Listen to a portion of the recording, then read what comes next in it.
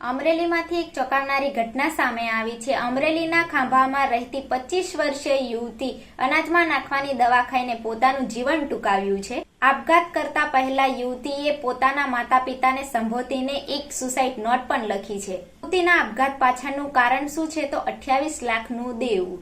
શું છે સમગ્ર મામલો એ જોઈએ આ વિડીયોમાં। નમસ્કાર, હું છું આરકે, તમે જોઈ રહ્યા છો દો કદમ ન્યૂઝ। અમરેલી જિલ્લાના ખાંભા તાલુકાના ભાડ ગામની 25 વર્ષીય ભૂમિ IIFL ખાંભામાં આવેલી બ્રાન્ચમાં નોકરી કરતી હતી।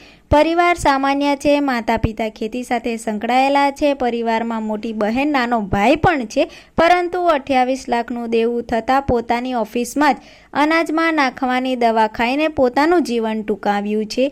ભૂમિકાએ સુસાઇડ નોટ પણ લખીને પોતાનું જીવન ટૂંકાવ્યું છે। ભૂમિકાએ સુસાઇડ નોટમાં તેના માતા પિતાને શું લખ્યું છે એ જોઈએ।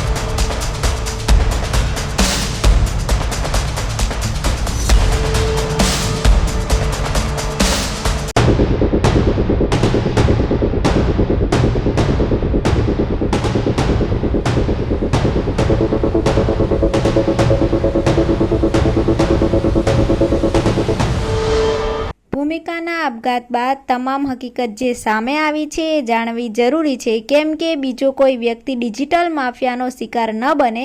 ભૂમિકાએ પોતાની સુસાઇડ નોટમાં sign.com એક જોબ કન્ટેસ્ટી છે તેનો ઉલ્લેખ કર્યો છે। તેના પર ભૂમિકાને સ્ટાર્ટિંગમાં ઇન્સ્ટાગ્રામ અને ટેલિગ્રામ દ્વારા અલગ અલગ સ્ટાક આપવામાં આવતા। શરૂઆતમાં ભૂમિકાએ નાના રોકાણ કર્યા હતા, જેમાં 500નું રોકાણ કરે તો 700 રૂપિયા મળે અને 5000નું રોકાણ કરે તો 7000 મળે।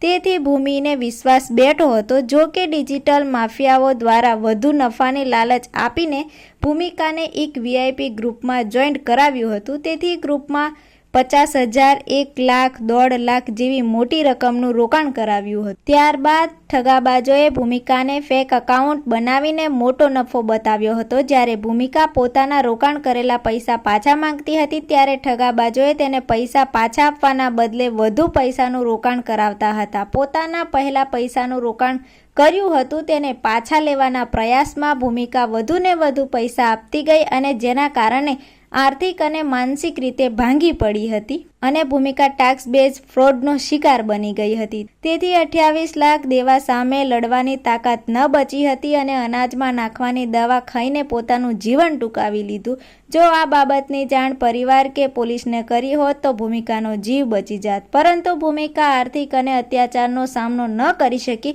ભૂમિકાનું પરિવાર ઈચ્છે છે કે આરોપીઓને કડકમાં કડક સજા થાય અને ફરીથી આવું કોઈ બીજી વ્યક્તિ સાથે ના થાય। પોલીસે આ મામલે વધુ તપાસ હાથ ધરી છે અને આરોપીઓ સાથે પહોંચવાનો પ્રયત્ન કરી રહ્યું છે। આશા રાખીએ છીએ કે લોકોને લૂંટનારા આવા ઠગારાઓ જલ્દી જેલના સળિયા પાછળ જાય, જે કોઈ બીજું વ્યક્તિ આવી રીતે આપઘાત કરવા મજબૂર ન બને।